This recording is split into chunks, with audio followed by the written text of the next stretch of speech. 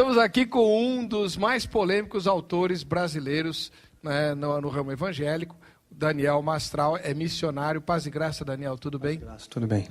O irmão pertence a que denominação? A Igreja Batista Tempo de Restauração, do pastor Ubirajara Crespo. É aqui em São Paulo? É aqui em São Paulo. Qual é o endereço lá, irmão? Fica na Avenida Engenheiro Caetano Álvares. O número eu não me lembro agora porque mudou recentemente de local. Tá, é a Engenheiro Caetano Álvares, é a do Estadão, né? É a do Estadão. Muito bem. O irmão é evangélico desde o berço? Não. Me converti com 25 anos de idade. Aí foi uma experiência que é narrada no livro Filho do Fogo. Muito bem. Antes de ser de Jesus, o irmão praticava que tipo de crença? Eu me envolvi com engano, me envolvi com satanismo. Comecei já aos 17 anos de idade a ser aliciado pela alta magia, pelo satanismo. Acabei ingressando oficialmente aos 18 anos e fiquei até os 25 anos ali servindo ao diabo. Que tipo de denominação a gente podia usar? O irmão era um bruxo, um mago? Se é que tem diferença? Eu diria um satanista. Hoje eles se intitulam com um termo, eles usam uma terminologia própria. Hoje eles se autodenominam um grupo chamado Irmandade. Então é diferente das outras seitas. Há uma larga diferença em você servir ao diabo e ter aliança com o diabo. Então, digamos, existem muitos que servem ao diabo. Imagina uma empresa cujo presidente da empresa, digamos que o homem seja um pequeno empresário, ele é o presidente da empresa. Abaixo dele, digamos que ele tenha 4 filhos, cada um dos filhos ocupa a diretoria dessa empresa. Então ele tem os diretores, abaixo da diretoria, todo o organograma de uma empresa. Chegamos na base da pirâmide. Pessoas que cuidam da limpeza, da manutenção, da segurança. Essas pessoas que estão na base servem ao dono. É o mesmo proprietário, mas não tem aliança com ele. Quem tem aliança são os filhos, que além de serem diretores, têm maior poder hierárquico sobre quem estão abaixo dele, são os filhos do dono. Então eu fiz parte de um grupo que eles se intitulam Irmandade, mas também usam a terminologia Filhos do Fogo. É um grupo, uma organização mundial, tem braços em várias seitas, em vários segmentos da nossa sociedade mundial, e tem como objetivo principal, central, preparar o cenário global para a vinda do recebimento do anticristo. Como é que eles fazem isso? Bom, eles vão utilizar vários subterfúgios para isso, existem várias ferramentas para isso. Primeiro, eles vão ter que se preocupar com a igreja, porque a igreja tem um poder dado por Deus de oferecer resistência ao diabo. Interessante que a igreja não tem o poder de fazer com que o inferno deixe de existir. Eu já ouvi falar até que tem uma igreja aí orando e jejuando para o diabo se converter, né? Parece até piada, mas infelizmente... Não, eu ouvi um depoimento aqui no nosso programa, um convidado que disse o seguinte, que ele presenciou numa igreja aqui em São Paulo, um exorcismo, né? Em que o que chamou a atenção dele foi que o demônio estava lá chorando, né? Dizendo para o pastor que estava ministrando o exorcismo, o obreiro lá, que eu tenho saudades do céu, pena que Deus não me recebe mais e volta. Aí o pastor começou a orar, Senhor, vê aí, o demônio está arrependido, aceita ele de volta. Eu já escutei histórias das mais estapafúrdias, né? Não, isso escandaliza o capeta, né? Escandaliza o capeta, claro, deixar o capeta arrepiado ali. Então nós não temos esse poder, mas o poder dado à igreja é de oferecer resistência a Satanás. Para que a igreja possa oferecer resistência, ela precisa, a condição para a resistência é obediência aos preceitos da palavra de Deus. Isso te dá qualificações, capacitação de combater o bom combate e efetivar a verdadeira resistência espiritual contra Satanás. O que eles vão procurar fazer primeiro? Eliminar a força de resistência que é a igreja. Então, para isso, eles vão contaminar a igreja, exatamente como a Bíblia diz, os lobos entrariam no nosso meio, esses lobos entrariam disfarçados de ovelhas, espalhariam em nosso meio doutrina de demônios e fariam até mesmo sinais e prodígios para enganar até, se possível, os eleitos. Então, imagina, a igreja ela é comparada ao corpo. Vamos imaginar o nosso corpo físico aqui. Nosso corpo ele tem um sistema imunológico, ele vai ser responsável pelo sistema de defesa do corpo.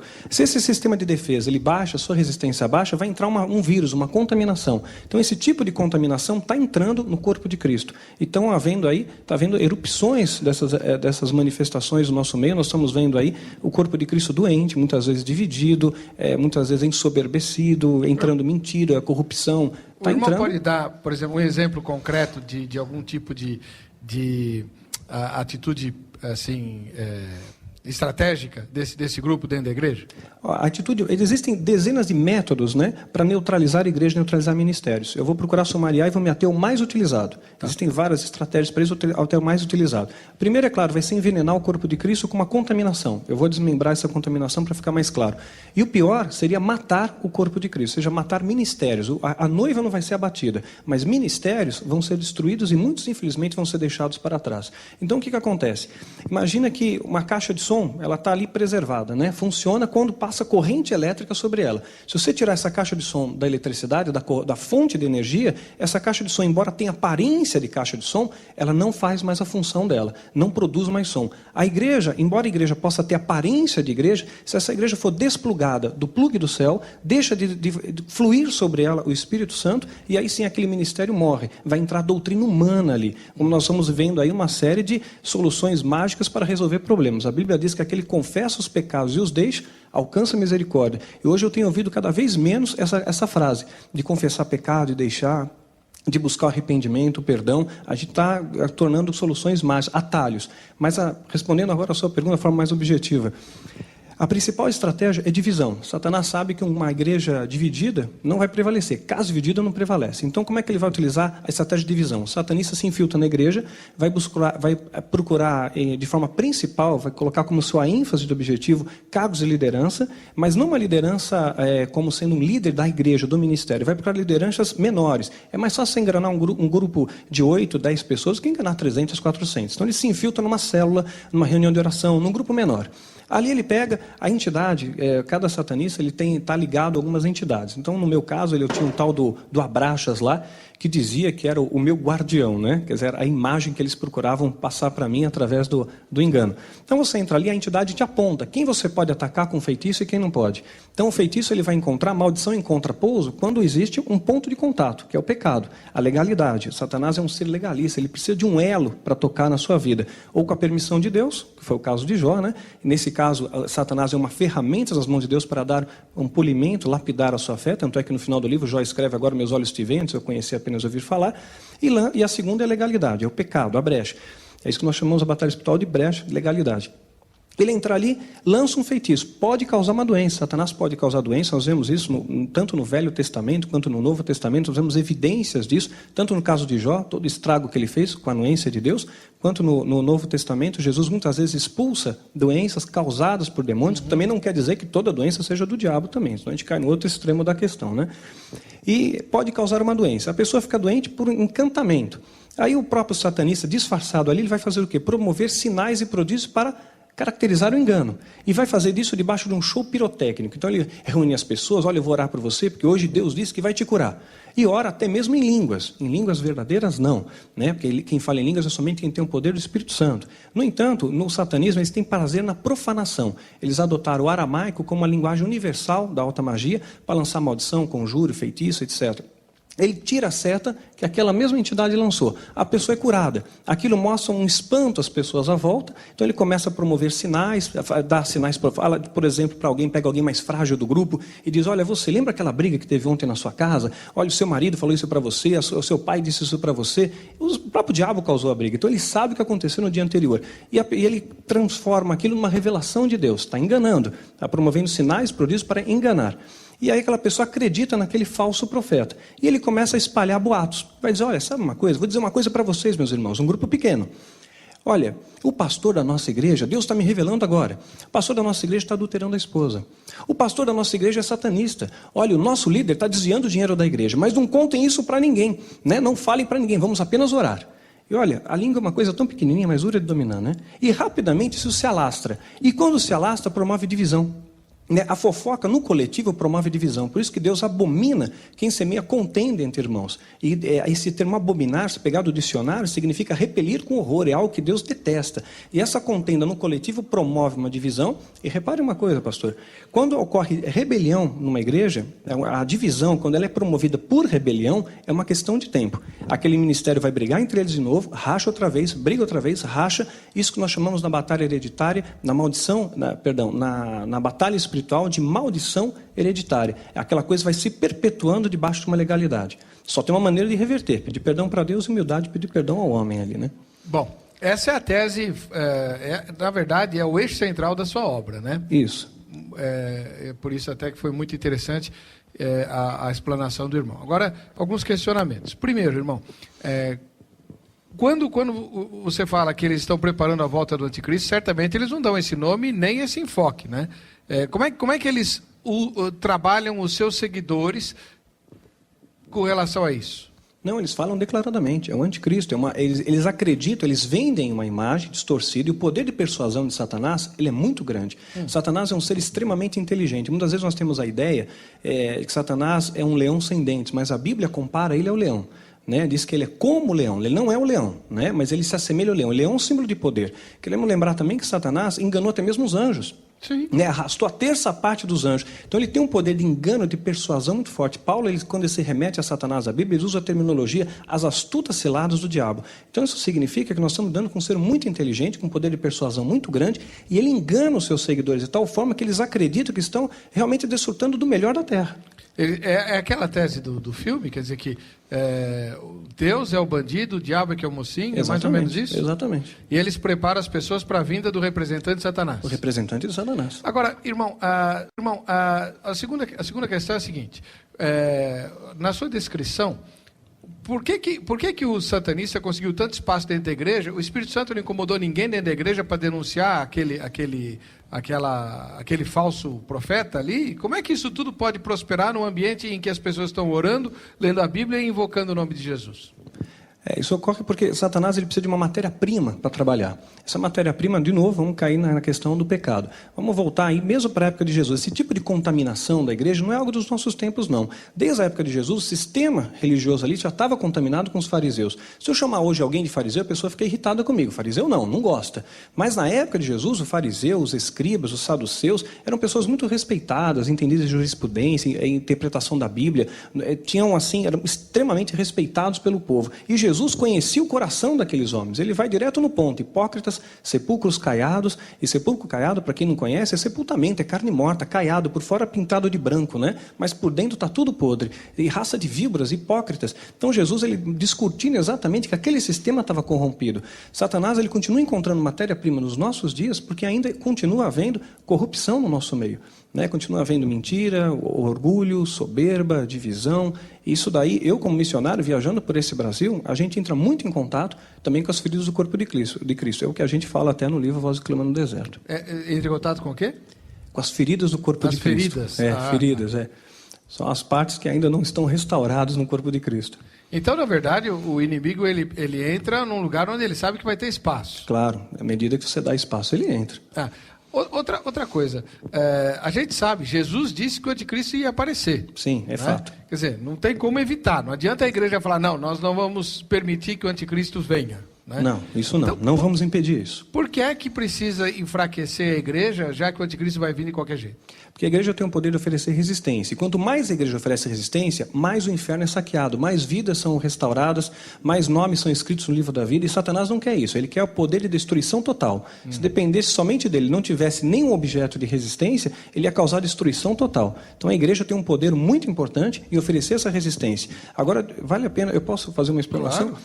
É uma coisa que é importante colocar, quando a gente fala que a igreja, muitas vezes, eu sei que muitos irmãos meus, eu recebo 300, 500 e-mails por dia, de irmãos que falam, olha, Daniel, eu vou esperar Jesus na minha casa, eu não quero mais saber de ir na igreja, porque eu estou decepcionado com a igreja, eu estou chateado, porque, olha, tem tanta coisa errada. E uma coisa que eu costumo falar nos meus seminários é comparar. Jesus ele nos ensina que a volta dele vai ser como foi na época de Noé. Quando todo mundo ali casavam-se, davam-se em casamento, até que dia veio o dilúvio e levou a todos. Né? Jesus está nos ensinando e faz uma analogia com a época de Noé. E quero lembrar que na época de Noé foi extremamente obediente a Deus. Fez tudo aquilo que Deus mandou. E construiu a arca. Ele separou um casal de cada animal, pôs na arca. E quando veio o dia mau, quando veio o dilúvio, levou toda aquela tripulação da arca à vida. Quem estava fora, estava morrendo. Jesus então nos ensina agora preceitos, princípios espirituais, para a construção de uma nova arca, chamada igreja, santa, noiva, restaurada. A arca é essa que Jesus vai buscar. Eu creio e respeito quem tem uma posição escatológica diferente, mas eu creio que a igreja santa será arrebatada antes. Não vamos ver a cara do anticristo, não. Respeito quem tem uma posição diferente, mas a minha vamos ver sim. Não, eu creio que nós vamos subir primeiro. Por isso que o diabo está enfraquecendo a igreja. Eu penso que nós vamos enfrentar o anticristo e seremos poupados das tribulações que Deus derramará sobre o mundo como resultado, as taças de ira, de Apocalipse. São posições escatológicas, eu claro. Respeito quem coloca de forma diferente. Se eu for antes, eu não tenho nada contra ser poupado de tortura. Eu também acho melhor ir. Estou com o ingresso na mão já. Aleluia. Mas se eu tiver que enfrentar, eu quero reconhecer o bichão e dizer, opa, esse aí que todo mundo está dizendo que vem de Deus, não vem de Deus, não. Mas porque os sinais estão à volta, né? é verdade, isso que vai acontecer. Os sinais estão à volta e estão apontando essa evidência aí. Então, voltando à questão da arca de Noé. Noé separa um casal de cada animal e vai para a arca. Jesus está dando princípios para nós construirmos uma arca, igreja, para quando fizermos alinhados com esses preceitos, nós vamos subir aos céus, vamos ter um encontro com Jesus lá na glória. E muitas pessoas reclamam, puxa, mas a igreja está difícil. Mas eu quero lembrar que na época da arca eu não tenho muitos bichos em casa. Tenho 2 gatinhos e 2 cachorros. Mas eu tenho que trocar a areia do meu gato todo dia. Tenho que jogar uma aguinha onde ficam os cachorros, porque eles fazem as coisinhas deles, né? Agora imagine dentro da arca, boi, búfalo, cavalo, elefante, né, hipopótamo, fazendo as suas coisinhas lá. 10 dias, 15, 20, 30 dias, lá dentro estava cheirando mal. Lá fora chuva, né? Mas lá dentro da arca era vida. Então, por mais problemas que você enfrente na sua igreja, não olhe para os homens, tem que olhar para Jesus. Jesus nunca vai te decepcionar. Pedro ele só anda sobre as águas enquanto está fitando em Jesus. Quando ele olha para a circunstância, para a tempestade, ele afunda. Então você tem que olhar para Jesus, mantenha-se na igreja, brasa fora do braseiro, ela esfria, cai em trevas de novo, tem que fazer parte da igreja, porque ali está recebendo a palavra de vida, a palavra de salvação, a palavra de Jesus, não tem que ir lá para ficar olhando para os homens, não. Dentro da arca é vida, fora é destruição. Nem pense em cair no mundo, que lá é destruição para a tua vida. Agora, voltando a falar da estratégia dos filhos do fogo, o diabo não corre o risco de, ao mandar alguém para infiltrar-se numa igreja, de essa pessoa acabar aceitando Jesus? Porque ele vai estar no meio da palavra de Deus, gente orando, gente louvando a Deus. Como é que é isso? Claro. Eu acho que até que eles devem ponderar esse risco calculado. Isso aconteceu comigo, graças a Deus, né? Ah, é? Como é que claro, foi? Eu me converti numa igreja evangélica. Eu namorava com uma moça, vou ter que sumariar também, estamos na televisão, né? Mas eu namorava com uma moça evangélica, né? E ela não sabia dos seus pais? Não sabia que eu tinha envolvimento com satanismo, com alta magia. E eu frequentava a igreja com eles. E naquela igreja, eu me divertia de ir. Porque o líder de louvor daquela igreja era homossexual. Ele não era satanista, mas ele tinha um ponto de legalidade, tinha um pecado, e fazia com que houvesse uma contaminação naquele louvor, era um louvor que não passava do teto. E eu via as entidades, via os demônios ali. Até que uma ocasião, que eu fui naquela igreja, eu vi um pastor ali pregar. Eu nunca tinha visto aquele homem pregar até então, mas a hora que ele subiu no púlpito, aqueles demônios se recuaram, se afastaram. Eu senti dele um ódio, uma ira, um ódio que ser humano não é capaz de ter, um ódio que vem do inferno, e tentei lançar um feitiço contra ele naquele dia, não deu certo. Noutra ocasião, aquela moça tentou marcar, a moça que namorava comigo, marcou um encontro, uma reunião com aquele pastor, eu fiz feitiços, encantamentos contra ele, a noite inteira, e olha meu irmão, como é bênção ser filho de Deus. Ser filho de Deus, você tem acesso à sala do trono, em qualquer lugar que você esteja, na rua, no trem, no metrô, no ônibus, linha direta com a sala do trono. Agora, quando o cara está ligado com o demônio, lá com o capeta, você tem que fazer pentagrama no chão, tem que estar apontado para a direção certa, tem que ter alguém com senso. Fazia, tinha uma parafernália. Era um monte de detalhes ali. Então eles são muito minuciosos. O termo ritual vem de algo rigoroso, né? Rígido. Não pode ter erro. Errou, dançou, não funciona, né? O capeta não vem. E aí, então, fiz todas as cerimônias e pensei que ia matá-lo, né? No dia do encontro ele não foi, pensei que realmente ele tinha morrido. E aí marcamos 3 vezes esse encontro, né? As 3 vezes eu fiz encantamentos, feitiços, pedi mais ajuda de outros feiticeiros, e todas as vezes ele foi sendo preservado. Foi acontecendo milagres, ele foi sendo preservado. Né? Eu estou sumariando bastante isso aí. Claro, quando eu conto no seminário, é 40 minutos. Aqui eu estou compactando. E até que ele acabou indo num desses encontros. Na última vez eu tinha certeza que o homem ia morrer. Né? E quando ele apareceu, eu não conseguia nem olhar para ele. Era um homem cheio do poder do Espírito Santo. Eu não sabia o que era isso, mas a impressão é que se eu olhasse para ele demais, se eu tocasse nele, eu ia cair por terra. Ele me levou para a sala dele, eu entrei primeiro, ele entra atrás de mim, tranca a porta-chave. Quando trancou a chave, eu falei, poxa, a coisa vai pegar para o meu lado aqui, né? Rapidamente eu olhei para a janela e vi grades na janela. Num cálculo rápido mental, descobri que eu tinha que emagrecer muito para passar por aquelas grades. E aqui eu falei, pastor, eu não quero mais falar com o senhor, não, eu preciso ir embora. Né? E ele falou, olha, eu não vou falar com você não, filho. Você não quer conversar, não vou conversar, vou apenas orar por você. Impôs as mãos sobre minha cabeça, perdi a consciência, e foi uma guerra, foram 3 horas e meia ali. E... Ele sabia? Não sabia. Ele sabia apenas que alguma coisa estava de errado comigo. Tá. Quando ele orou, manifestou uma entidade, e ali foi uma guerra. E quando eu saí de lá realmente renovado, transformado por Jesus. E a tua irmandade, não foi atrás de você? Claro que foi, até hoje. Ah, é? Não desistem, não. Mudam as estratégias, Existe risco de vida para quem abandona a irmandade? Existe sim. Nós somos ameaçados, e houve muitos atentados contra a minha vida, contra a minha pessoa, contra a minha família, que me fez já mudar de casa 3 vezes. Né? Momentos até que eu morava Isso que vai acontecer agora não é um atentado da Irmandade. um atentado da coisa chamada televisão. Nosso tempo acabou. Você acredita? Ok. Deixa eu mostrar os livros e você vai falar como é que a gente faz para te convidar, para você falar na igreja, e também como é que a gente faz para comprar os livros, né? Ok. Vamos lá. Deixa eu mostrar um por um, né? Senão, enquanto você vai falando, ó, Filho do Fogo. Filho do Fogo, Descortinado da Alta Magia, foi o nosso primeiro livro da série. Né? Vai retratar essencialmente o meu testemunho de vida, como eu entrei para o satanismo e como eu me converti. Guerreiros da Luz, o treinamento. Quando você tem um chamado, você também tem um treinamento para o chamado, vai mostrar esse treinamento, como foi o preparo para o nosso chamado ministerial. E Vozes que Clamam no Deserto fecha a trilogia, estamos agora escrevendo o segundo volume, cada um desses livros são 2 volumes. Vozes que Clamam no Deserto vai mostrar os nossos 2 primeiros anos de ministério, onde entramos em contato com alguma das feridas do corpo de Cristo. Então, esses 3 livros podem ser adquiridos. A irmã Isabela é a moça que você namorava ou não? Não, essa é minha esposa. Aquela lá não deu certo. Aquela lá não era de Jesus. Só te levou para a fé e nada? Mas ali foi um outro... Ela era evangélica não praticante. Né? Existe isso, é? Existe, infelizmente existe, meu irmão. Bom, como é que a gente faz para te convidar, Daniel? Pode mandar por e-mail para a gente, né? danielmastral@hotmail.com, né? Também pode acessar o nosso site, www.guerreirosdaluz.org.r8.org, ou então pode também entrar no site da nossa editora Naos, www.editoranaos.com.br. Uma última pergunta, ainda que estoure o tempinho, mas eu preciso te fazer essa pergunta. Daniel, você não acha que a igreja evangélica está ficando mística demais? Nós estamos vendo alguns exageros, sim. Eu creio que o grande erro, meu irmão, é que muitas vezes nós estamos fazendo de experiências pessoais doutrina.